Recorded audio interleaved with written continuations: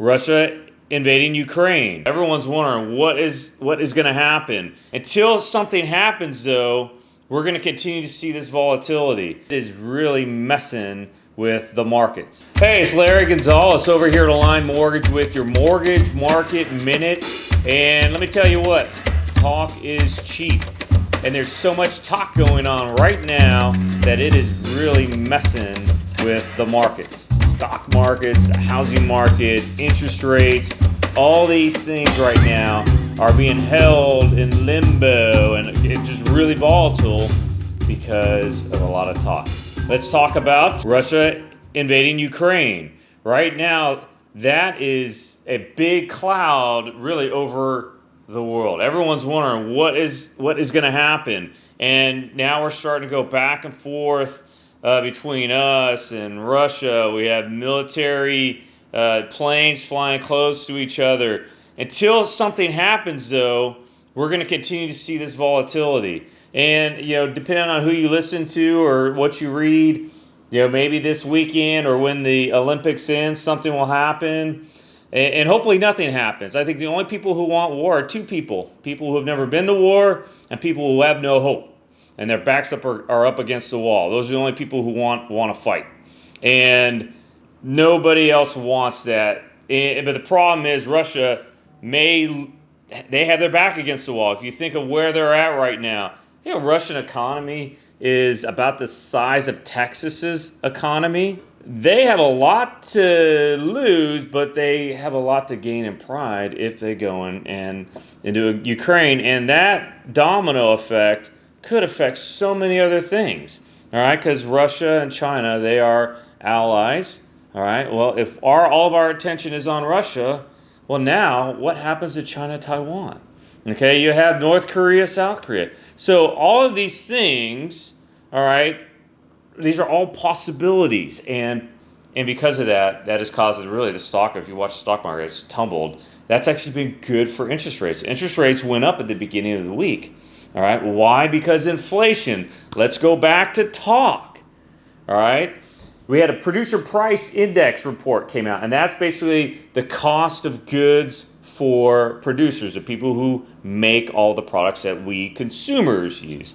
And that report came out, and that was hotter than expected. Actually, the durable goods portion was a lot hotter than expected. The overall, it was year over year went from 9.8 to 9.7%, but still high inflation. And guess what? When the producer price index is high, what do? They either eat the costs or they pass those costs to the consumers. That's us. Hence, our inflation is going up for consumers. So now the talk is, well, what is the Fed going to do? All right, you have various members of the Fed. They're out talking. They're out tooting their horns and, we got to go raise the Fed funds rate by 100 basis points or 1% by July 1st.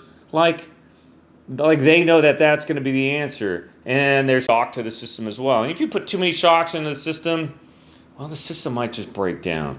All right, so and until the Fed actually takes their action, and they're going to take their action at the March meeting, all right, and that's probably when they'll raise the Fed funds rate by 25 basis points or 50 basis points.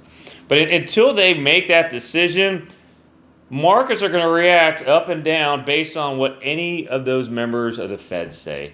And that is not good for really anybody in our industry. Certainly, all the talk is causing rates to go up, except for the Russia-Ukraine is causing rates to go down. So where do we stand right now, despite all of my talk about the talk?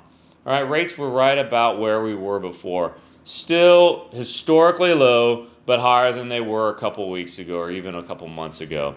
Inventory still low, guys. I keep talking to the housing ferry. Actually, I don't even know who the housing ferry is, but they don't exist.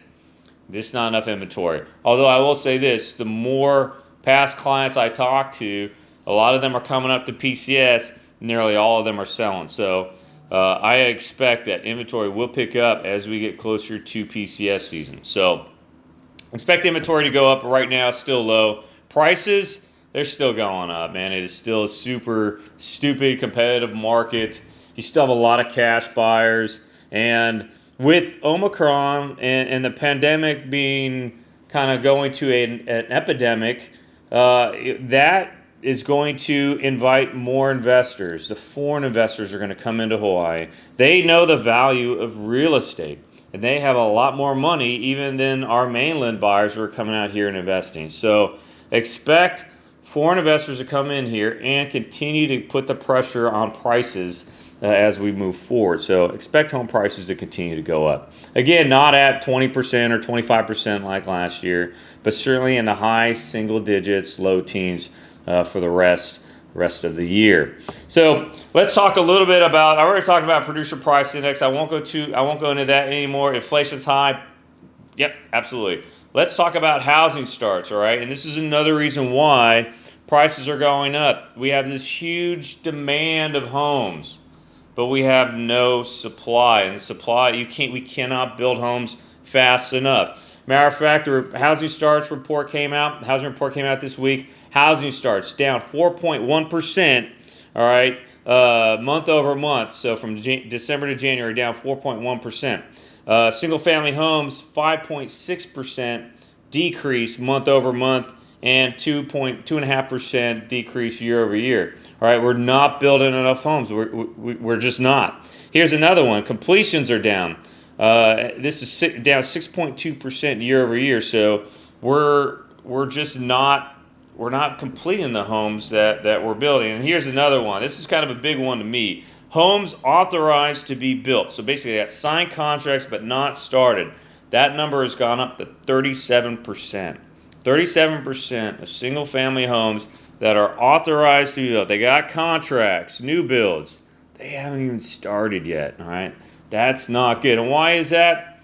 Well, it's the two L's, all right? It's labor, can't find people to do the work, and it's lumber. All right, lumber being obviously the wood, but also all of the products that go into building the house, whether it's the roofing materials, whether it's the utilities, the refrigerators, the washer dryers, all those things are causing delays, all right, in houses even being started, all right? And the builders cannot keep up with that demand. So expect that, that supply chain issue, all right, that inflation issue, that is going to continue on throughout the rest of the year until prices start to come down. And we don't know when that's going to happen.